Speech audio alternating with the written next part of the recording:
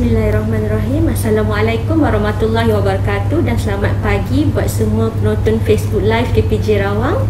Saya Fatin Nur Alia binti Abdullah, merupakan seorang audiologis, dan bersama dengan saya adalah Dr. Deepak Banarsidas, pakar ENT KPJ Rawang. Selamat datang, Doktor. Terima kasih, Mak Fatin. Apa khabar, Doktor?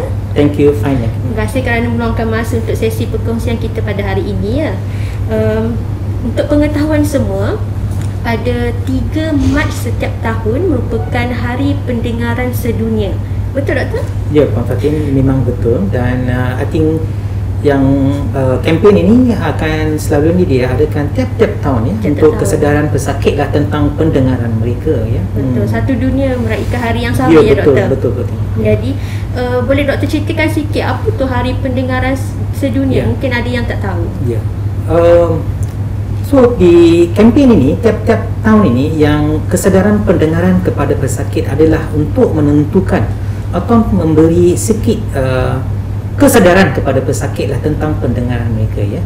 So macam kita ketahui dalam global awareness lah ya, pesakit-pesakit yang mengalami pendengaran yang tercicir ini ataupun problem ya, dia akan menjejaskan mereka punya awareness dan kesedaran tentang mereka punya exchange of ideas semualah ya. Dan kalau mereka tidak sedar, dan ini akan menjejaskan lagi mereka punya problem lah ya. So kalau disedari dari peringkat awal ya, dari peringkat daripada mula-mula dari lahir saja, ini akan memberi sangat faedah yang besar kepada masyarakat ya. Ya, so kempen ini adalah untuk semua peringkat lah mereka, daripada lahir sejalan sampai tua ya. So inilah kempen untuk kesedaran semua. Betul, Doktor. Sebabnya kebiasaan orang, dia rasa orang tua saja yang ada masalah pendengaran. Betul, tapi artinya, di setiap peringkat usia semua boleh dapat masalah pendengaran ya. So matlamat utama kempen ini adalah untuk tingkatkan kesedaran tentang penjagaan telinga dan penjagaan pendengaran dalam kalangan masyarakat lah. So kebanyakan punca masalah pendengaran ni, Doktor, kita boleh cegah kan, sebab memang kita tahu mencegah lebih baik daripada merawat. Ya, betul. Prevention is better than cure.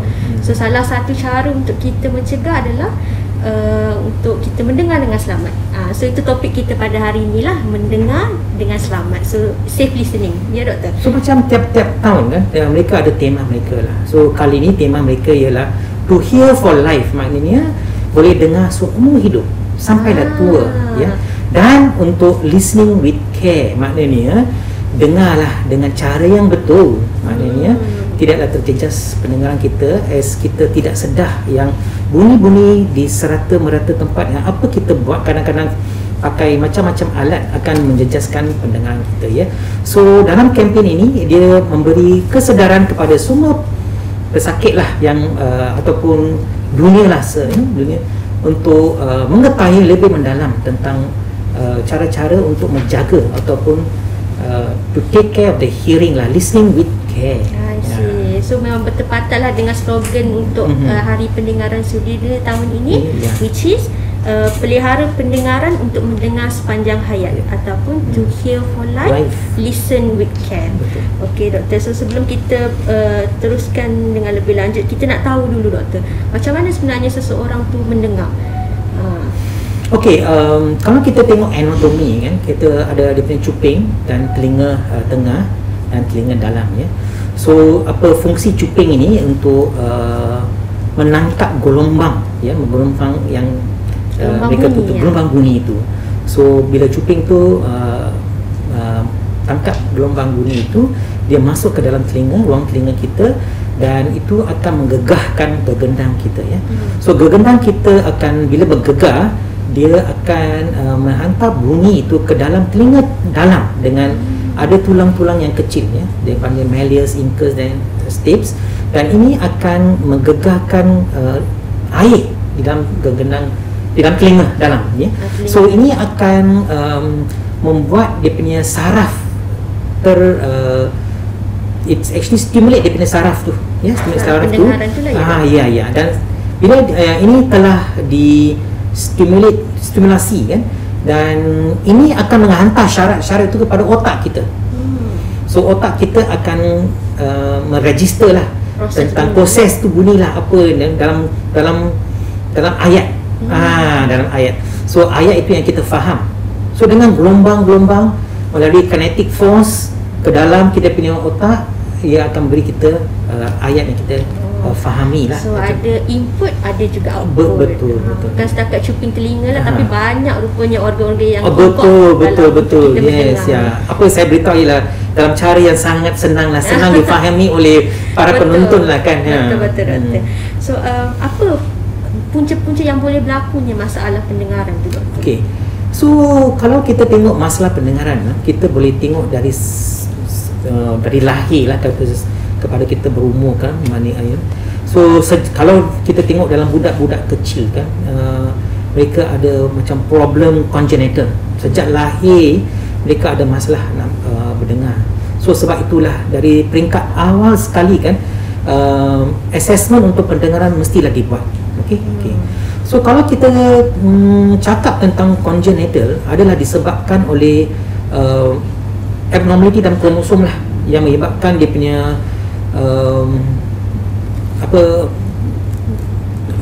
dia punya pembetulan ataupun dia punya anatomi itu pun boleh terjejas, dan dia punya saraf pun tidak macam menumbuh dengan biasa.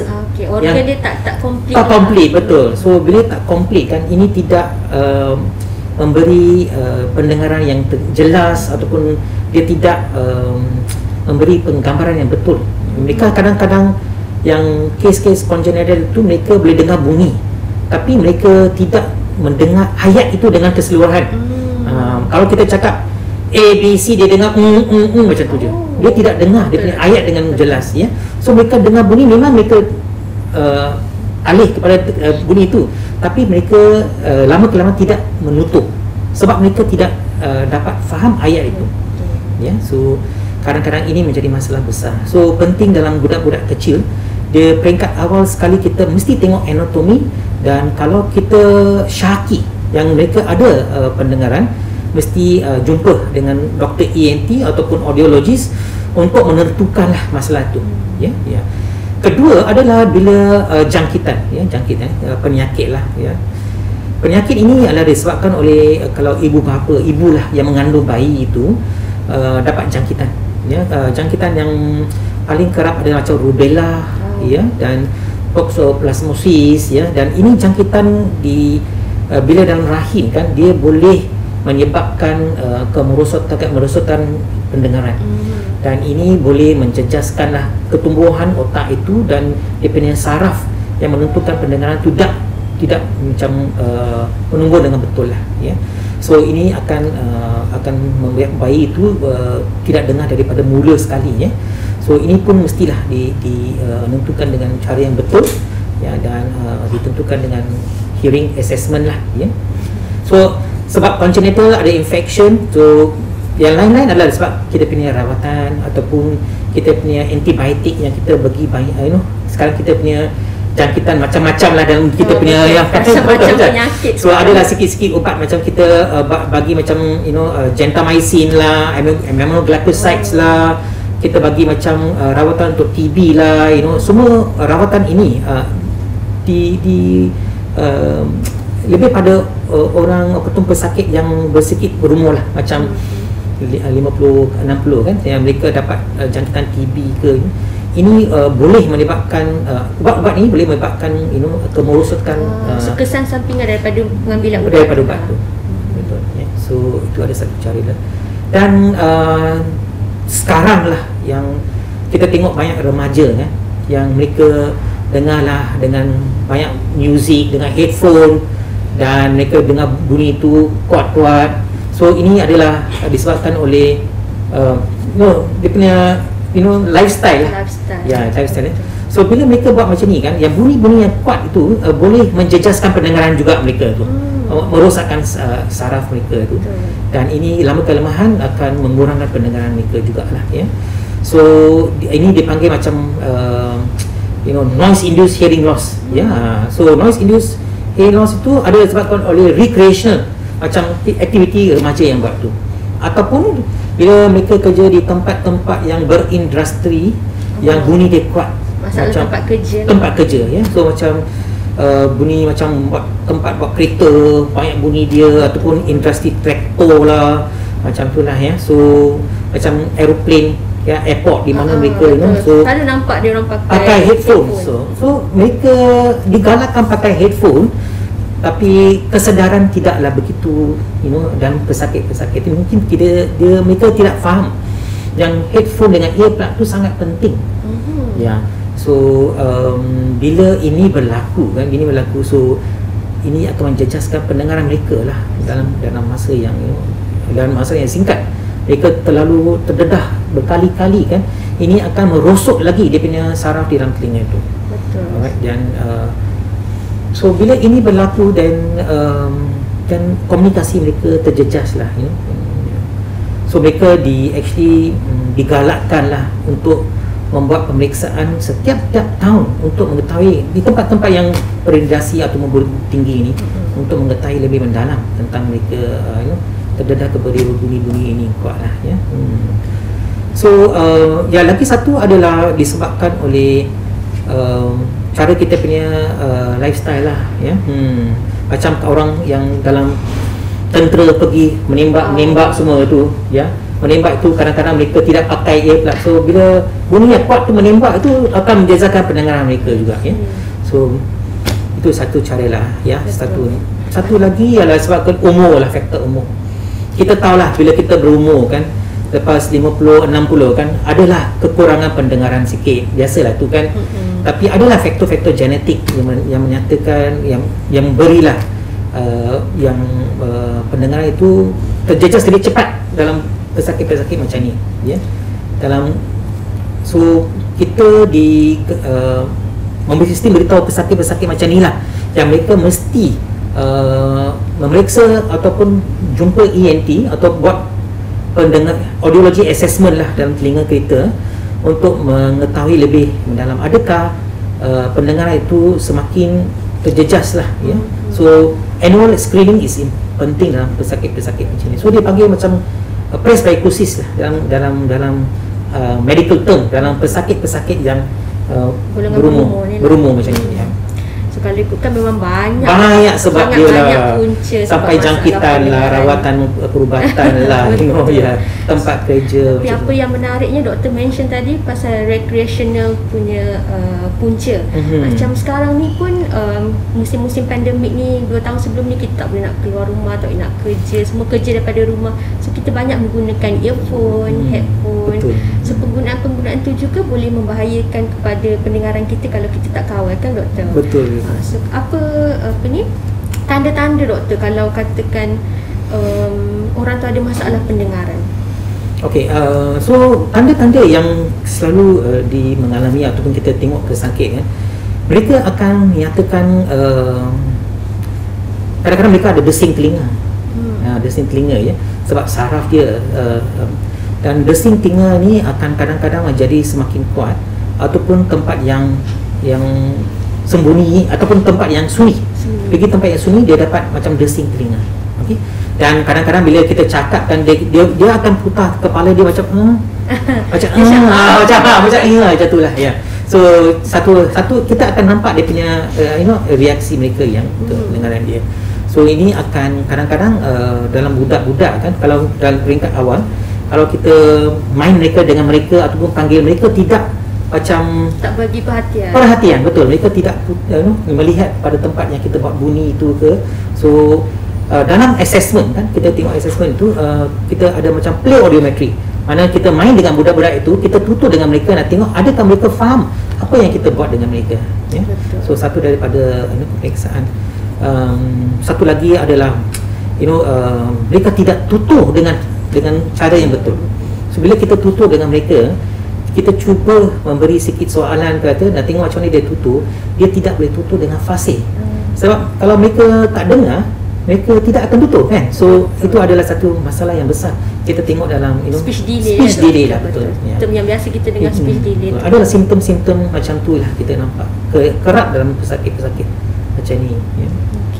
Berbalik pada poin doktor berkenaan dengan noise induced hearing loss tu yang berkaitan dengan bunyi bising.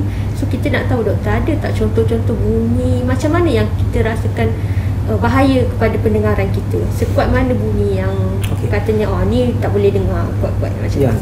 Kalau kita tengok kan kita punya pendengaran, tahap pendengaran dia ada dia punya unit measurement lah dalam decibels ya, decibels. Dalam kita punya pertuturan yang normal, dia adalah dalam decibels, kadang-kadang sampai 50 sampailah ke 70 macam itulah. Itu adalah normal lah. Yes, betul. 70 sampai 70 lah, you know. Kalau lebih daripada tahap 85 kan, itu adalah tahap yang tidak tinggi lah, yang dia berbahaya kepada telinga kita. So kalau kita tengok yang example lah, kita tengok macam 85 dB dengan tinggi kan, adalah macam kita tengok bunyi kapal terbang, itu tinggi sangat lah ya. Ataupun di industri engine ke dia lain tu, dia selalunya memang tinggi lah dia punya decibel itu. So decibel adalah satu pemeriksaan ataupun measurement lah yang memberi tepat kepada apalah dia punya noise induced hearing loss, boleh menjejaskan kita punya pendengaran. So kalau kita mendengar untuk berapa saat, berapa minit ataupun mungkin sejam, dia tidak menjejaskan banyak. Tapi kalau kita terdengar bunyi desibel yang tinggi ini berlarutan macam 6 jam ke 8 jam, dia memang akan memberi masalah. Dia memang akan merosakkan kita punya telinga dalam dan saraf dia ya. So tidak digalakkan lah, so dalam masa yang singkat sekali kan, mereka akan kehilangan pendengaran mereka. Sebab benda ni kita tak rasa sekarang ya doktor, dah 5 tahun nanti baru kita rasa betul, macam tak dengar lah, gara-gara lifestyle kita yang kita tak jaga telinga, pendengaran kita sekarang ni kan. Okey doktor, so macam mana cara-cara yang kita boleh seorang tu boleh buat untuk dia menjaga pendengaran dia doktor? So yes, so ini is kita just talk about sikit tentang dia punya avoidance lah ya. Kita dalam kalaulah kita bekerja atau dalam risiko tu remaja first lah, kita kata pada remaja lah, kita boleh mendorongkan mereka supaya jangan pakailah headphones terlalu lama, dengarlah dengan bunyi itu dengan decibel yang kurang, maknanya volume dia kurang lah, maybe 50% less ke apalah. Dan pakai janganlah berjam-jam pakai dengar bunyi itulah ya. Doktor, sometimes diorang tengah jogging pun kita boleh dengar betul apa exactly. Kadang-kadang dalam kereta juga dia pakai sangat kuat kan bunyi itu ya, So semua ini menjejaskan. So ini adalah untuk memberi macam pelajaran kepada mereka, awareness lah, that ini boleh menyebabkan menjejaskan pendengaran mereka ya dalam remaja, especially pada umum pada itu kita tidak mereka sedar. Jangan dia nanti hari tua nanti ada masalah pendengaran. Betul. As for children kan, for yang yang baru lahir tu, I think ibu bapa mesti melihat doktor secepat mungkin lah. Kalau mereka syaki adalah kekurangan pendengaran ataupun budak itu tidak berkembang macam biasa, ataupun budak itu disyaki lah ada masalah pendengaran, mereka mesti jumpa doktor secepat mungkin lah. Sebab boleh buat sesuatu pada peringkat yang awal ya. So macam orang tua pula, ya kadang-kadang susah nak mengelakkan itu sebab it's a age factor.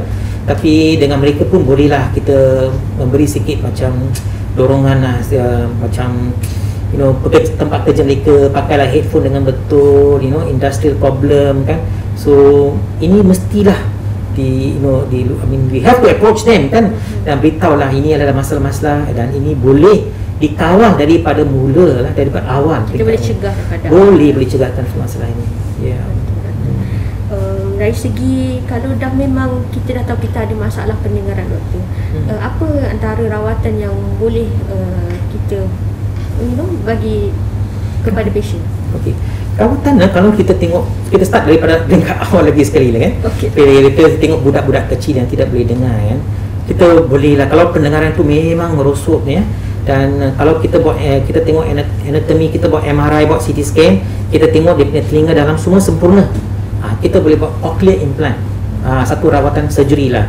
Ataupun kita boleh buat bone conduction hearing, yang mana kita dapat membantu budak itulah mendengar, so satu daripada rawatan yang bermula untuk budak-budak lah. Untuk remaja semua, of course, it's just to help them, macam mengelakkan semua benda-benda ni lah, yes or not. So I think tak adalah rawatan spesifik macam nak bagi rawatan tu, tak adalah ubat-ubat semua, tak adalah kan. Betul tak? Mungkin kita nak bagi hearing aids lah, kalau boleh lah, menjejaskan is very bad hearing, habis hearing aids lah, so mereka perlu jumpa ENT, buat satu hearing assessment, tengok berapa teruk dia punya hearing itu, dan kita boleh memberi hearing aids, satu alat bantu dengar. So rawatan tu depend atas masalah yang dihadapi. Betul. Kalau perlu pada alat bantu pendengaran, hearing aids, dan kita akan bantu lah. Sebabnya betul ke doktor, kalau saraf pendengaran tu dia dah rosak, dia memang tak boleh baik dah. Kalau kita tengok dalam literature ataupun dalam buku-buku, memanglah susah nampak lah. Kalau kita punya saraf tu memang terjejas ke, so dia memang dah permanent disability lah. So susah lah nampak tu. Kalau dalam saya dah kerja dah lebih kurang 25 tahun kan, saya dah cuba rawatan dengan ubat-ubat, tapi memang tidak memberi banyak faedah dengan rawatan lah. So lama-kelamaan perlu juga alat bantu dengar lah untuk mereka. So memang kita kena jaga saraf pendengaran. Betul, yes. Once dah rosak, tak boleh patah balik so dah. Mestilah kita jaga dari mula sekali lah, jangan dia menjadi teruk ataupun merosakkan pendengaran kita lah. Okay. So ada juga satu soalan yang biasa kita dengar doktor, kalau guna earphone lagi bahaya daripada guna headphones. Apa pandangan doktor? Earphone. Ada beza ke guna earphone dengan headphone? Beza kecil besar je saya rasa. So I think earphone itu sebenarnya kalau kita actually dua-dua pun ada dia punya pros and cons lah kan, because headphones dia memang dia dah tutup, sebenarnya you tidak nak letak bunyi dia kuat, you boleh dengar bunyi tu dengan lebih jelas, sebab dia ada ambient sound tu, dia dah cancel. So dengan headphone itu sebenarnya you dengar walaupun dia volume dia sikit, you boleh dengar dia dengan lebih jelas. Sebab tu kita tak perlu buka volume kuat. So desibel dia kurang. Dengan earphone itu mungkin dia punya ambient sound tu masih ada. So mungkin I think apa yang berlaku lah, bunyi yang you akan pakai adalah lebih kuat. So earphone tu mungkin suara dia akan lebih tinggi, alright? Dan itu boleh actually menjejaskan pendengaran kita lah. Kalau you lihat dalam teks itu, mungkin earphone itu akan memberi lebih might injure dia punya nerve lebih faster lah compared to headphone. Is my suggestion. I don't know, I've not really experienced this, I've not done a study. So I feel that is the cause lah, most probably. Yang penting kena control volume. Betul. Kalau kita control volume, tak ada masalah pakai headphones ke earphones ke. That's true. So I think it's the volume lah, macam mana dipakai kan. Okay doktor, last kali doktor, apa pesanan doktor kepada masyarakat kita? Doktor ada apa pesanan terakhir? Okay, I think this awareness campaign ini memang penting lah untuk memberi kesedaran kepada semua orang lah. Dan actually dari peringkat awal sekali, kalau budak-budak di Syakir ada pendengaran, problem pendengaran, jumpalah doktor secepat mungkin untuk mengetahui masalah, dan boleh kita tengok doktor, dan untuk to avoid lah masalah itu menjadi lebih teruk. Dalam remaja lah, janganlah ingat pakai headphone, recreational activity itu dia memang berbahaya kadang-kadang dan merosakkan kita punya pendengaran. So mestilah jaga ya. So yang orang yang lebih berumur tu bolehlah kita bagi sikit penggalakan lah untuk pakai, kalau perlu alat-alat pendengar, bantu dengar lah dalam mereka inilah. So mereka pun boleh jumpa doktor ataupun come forward dan kita boleh memberi pembantuan yang lebih mendalam lah. Okey, baik doktor. Terima kasih doktor untuk sesi perkongsian pada hari ini, dan juga terima kasih atas tips-tips macam mana nak mendengar dengan lebih selamat. Okey. So, akhir kata dari kami, pelihara pendengaran untuk mendengar sepanjang hayat. Jangan lupa ikuti kami di social media seperti Instagram @KPJ Rawang, Facebook KPJ Rawang Official, YouTube KPJ Rawang Official dan juga Twitter @KPJ Rawang. Terima kasih. Bye.